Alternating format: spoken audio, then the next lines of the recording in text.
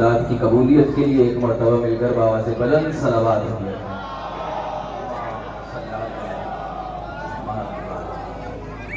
گزارش کروں گا جو لوگ پیچھے تشریف فرما، نعمت کو نعمت عظمی قرار دیا، جس نعمت کو بڑی نعمت قرار دیا وہ اہل بیت کی ولایت ہے۔ کون سی جگہ؟ یعنی وہ جگہ قبہ حسینی کہ جہاں آ کر انسان حسین سے کچھ مانگے گا تو اللہ اسے عطا کرے گا۔ اس جگہ کو کہا جاتا ہے مستجاب الدعوات۔ اب فرما رہے ہیں کہ ہر مجلس حسین کو وہی قبہ حسینی کی حیثیت حاصل ہے۔ تم جب مجلس میں آؤ حسین سے طلب کرو، حسین اللہ کے وسیلے سے تمہیں دے گا، تمہیں عطا ہوگا، تمہیں ملے گا۔ اس دربار مربع توجہ ہے جس میں حضرت حاجرہ نے پانی کی خاطر سعی کی، وہ چلی، اس جگہ کو کہا جاتا ہے صفا و مروا، اس کے درمیان سعی کی جاتی ہے۔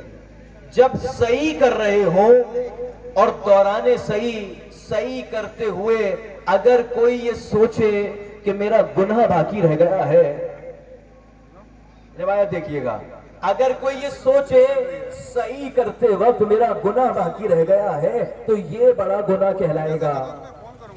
جو مجلس حسین میں آ جائے اور حسین سے توبہ طلب کرے اور توبہ طلب کرنے کے بعد واپس جائے اور یہ سوچے میرا گناہ باقی رہ گیا، یہ سب سے بڑا گناہ ہے۔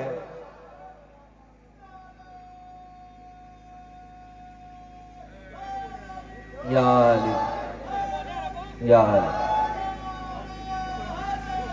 یا علی یا علی یا علی مدد یہ کرامتیں دی ہیں۔ انی تاریخ فیکم الثقلین کتاب اللہ و عطرتی۔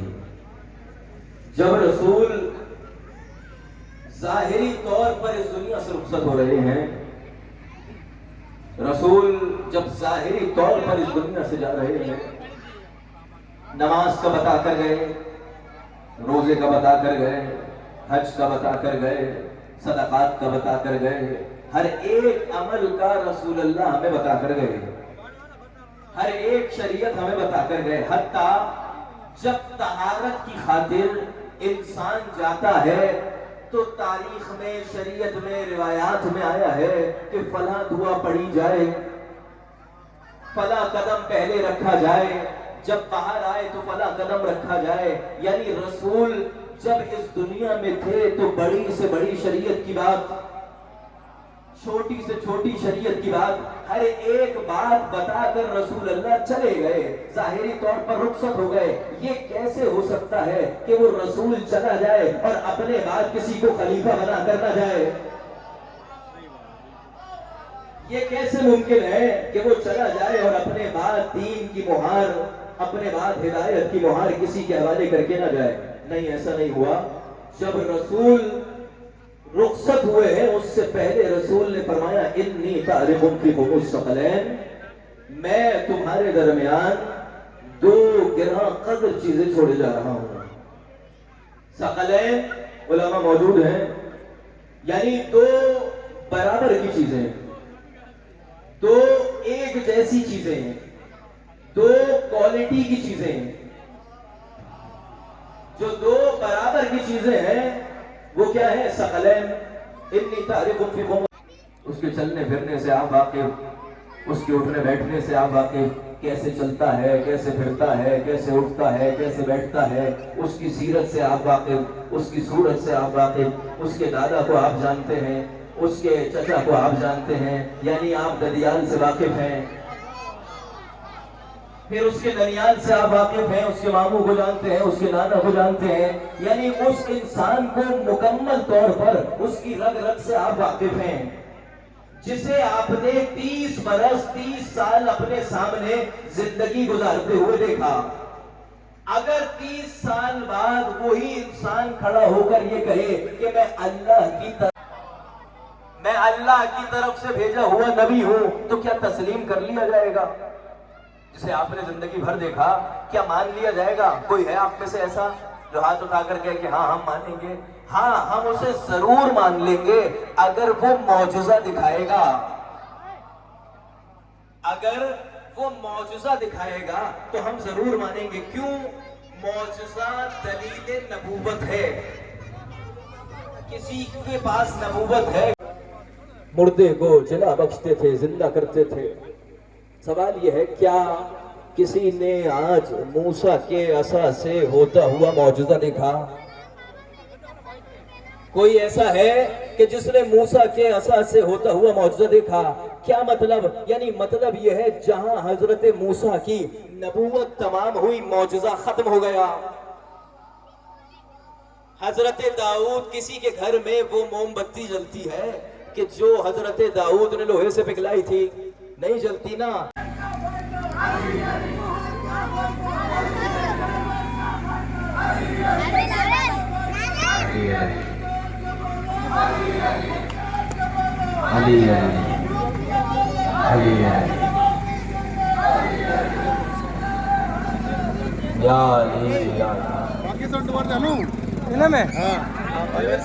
توجہ فرمائی آپ نے. یعنی قرآن کیا جو وہاں سے پڑھ کر آئے ہیں، توجہ میری جانب رکھیے گا. اب ایک تعریف جو آپ کے ذہنوں میں آ گئی وہ قرآن کی ہے. توجہ ہے آپ ذہنوں میں آ گئی آپ کی تعریف. اب دوسری تعریف ہے اہل بیت. امامت. امامت کیا شے ہے؟ علامہ ہلی نے امامت کی تعریف کی. جو میرے ہمسن ہیں، جو میرے کمسن ہیں، ان کے لیے علامہ ہلی نے امامت کی تعریف کرتے ہوئے فرمایا بعد از نبی، نبی کے ظاہری طور. کسی اور کے لیے آپ نے کسی خطیب سے، علماء سے، ذاکرین سے، کسی کتاب میں، کسی جگہ پر آپ نے سنا کہ جب علی آتے ہوں تو رسول کھڑے ہو جاتے ہوں. یہ خاصیت سیدہ کی خاصیت ایسا ہی ہے.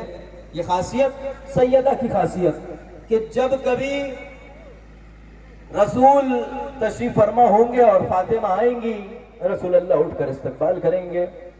اب ایک حجرہ ہے کہ جس میں رسول اللہ تشریف فرما ہے، فاطمہ آئیں، رسول اللہ نے اٹھ کر استقبال کیا. رسول نے اٹھ کر استقبال کیا، دونوں تشریف فرما ہو گئے.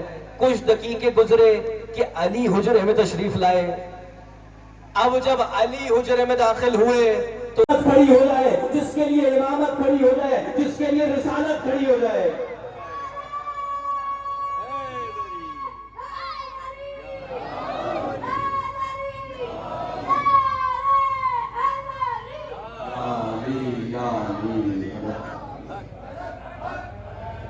کون ابو طالب؟ کہ جس کے لیے رسالت کھڑی ہو رہی ہے. اور کیا کہا گیا؟ رسول اللہ فرما رہے ہیں جو کسی یتیم کی یتیم پروری کرے. اہل سنت کی کتاب کی روایت سنا رہا ہوں.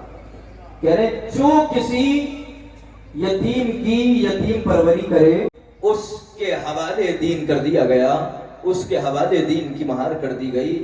جو اتنا بڑا وجود ہے کہ جس کے لیے بارہا آیا کہ جس کا ذکر اس دنیا پہ سب سے زیادہ ہو رہا ہے، اور وہ ذات امام حسین کی ذات ہے. مولا وہ کہ جو وہی سلسلہ اہل بیت کا امام حسین تک پہنچا. اب مولا حسین نے ہدایت کے سلسلے کو آگے بڑھایا. آپ نے بہت توجہ فرما لی، بس یہ پیغام سنیے گا. مولا نے اس ہدایت کے سلسلے کو آگے بڑھایا. شب عاشور کی شب سب کو معلوم ہے، صبح نمودار ہونے والی ہے. صبح آئے گی تو سب شہید ہو جائیں گے. کہ میری معرفت حاصل کرو، پروردگار کی معرفت حاصل کرو، اہل بیت کی معرفت حاصل کرو. اس جملے کو سمجھ نہیں سکے لوگ کہ کیسے حاصل کریں. علامہ مجلسی نے اسے سمجھایا. شب عاشور جو حسین کہہ رہے ہیں، حسین یہ فرما رہے ہیں پہلے تم حسین شناسی حاصل کرو، پھر تم خدا شناسی حاصل کرو. کیا مطلب؟ پہلے تم حسین کو پہچانو. جب تم حسین کو جانو گے تو حسین اتنا بڑا وجود ہے جو تمہیں اللہ تک لے جائے گا. جب تم حسین کو چاہ لو گے، جب تم حسین کو پہچان لو گے تو حسین وہ ہے جو تمہیں اللہ کی جانب لے جائے گا. کون ہے حسین؟ جس نے کربلا کی راہ میں لوگوں کو منقلب کیا، کربلا کی راہ میں لوگوں کو تبدیل کیا۔ ائمہ کا ایک بڑا کام تبدیل کرنا، منقلب کرنا، بدل دینا ہے کہ حضرت زہیر، آپ نے بارہا سنا، زہیر قین شیعیان علی میں سے نہیں تھے، تاریخ نے لکھا کہ علی کے شیعوں میں سے نہیں تھے۔ جب انہیں خبر ہوئی کہ امام حسین کوفہ اور کربلا کے لیے جا رہے ہیں تو ارادہ یہ ہے کہ کسی طریقے سے آگے بڑھ جاؤں، قافلہ اپنا آگے لے کر چلا جاؤں اور حسین کا سامنا نہ ہو، اگر کہیں گے تو منع نہیں کر سکتا۔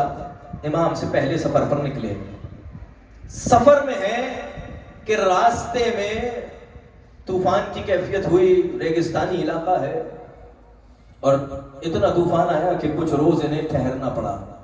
جب ایک صبح ان کی آنکھ کھلی تو کیا دیکھا کہ ہمارے خیمے کے نزدیک کچھ خیمے اور لگے ہیں۔ یہ سوچ ہی رہے تھے کہ اس کا خیمہ ہے کہ خیمے پہ آواز آئی کہ حسین کا قاصد ہو۔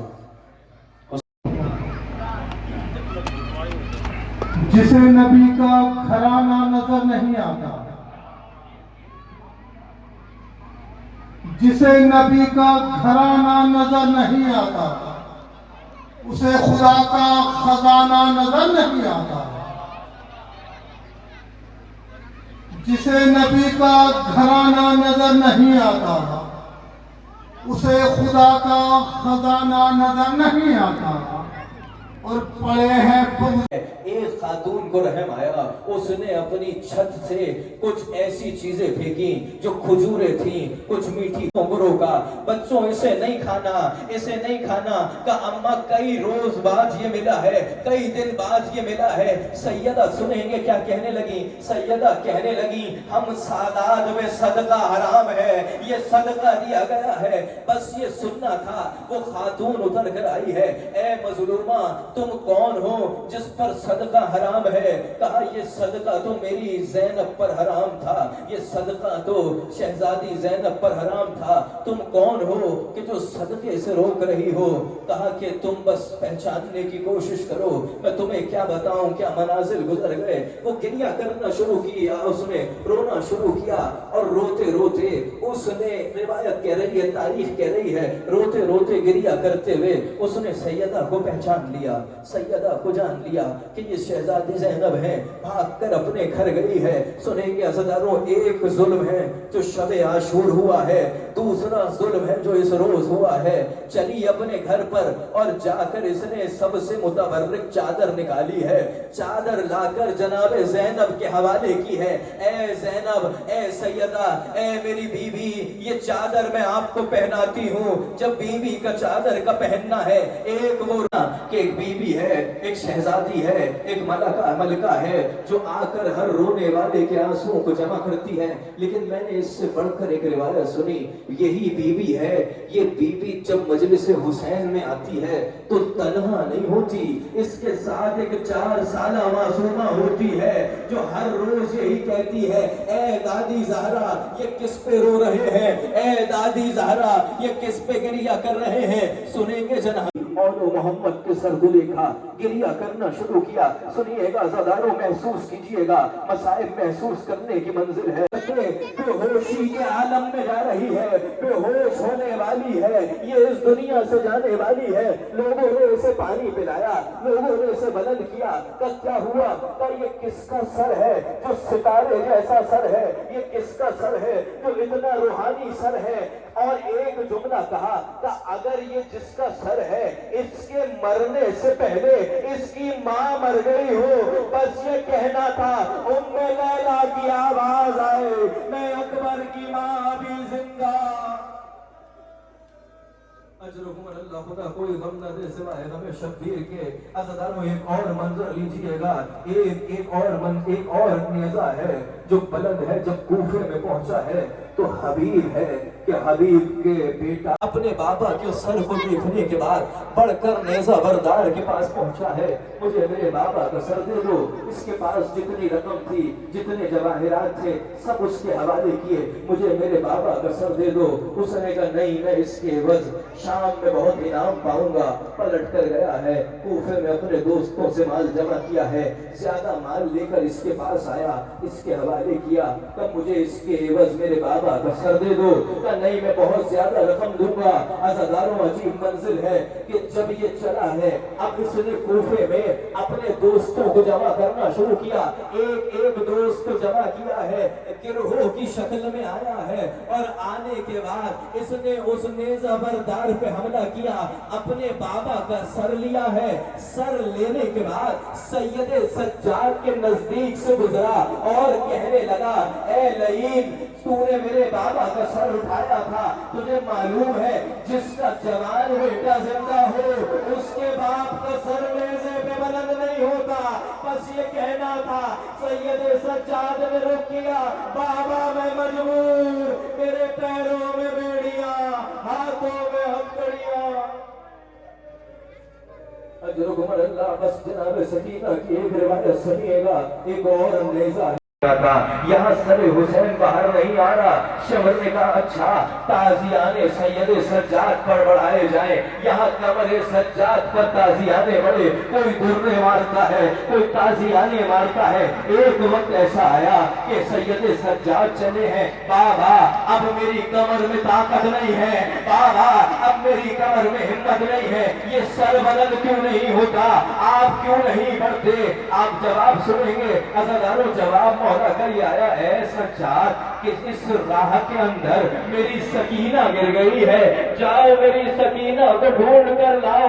चली है जनाब ज़ैनब कि सकीना को ढूंढ कर लाए। क्या मंजर देखा कि सकीना है जो एक मजलूमा की आगोश में, एक मखदूमा की आगोश में बड़े आराम से सकीना सुन रही है। आखिरी रिवायत सुनिएगा, बड़े नहीं भाई, वो एक तो मजालिस यहाँ की ले ली, और हज इस साल 42 दिन का मैंने उनसे वही इमाजत कर ली थी कि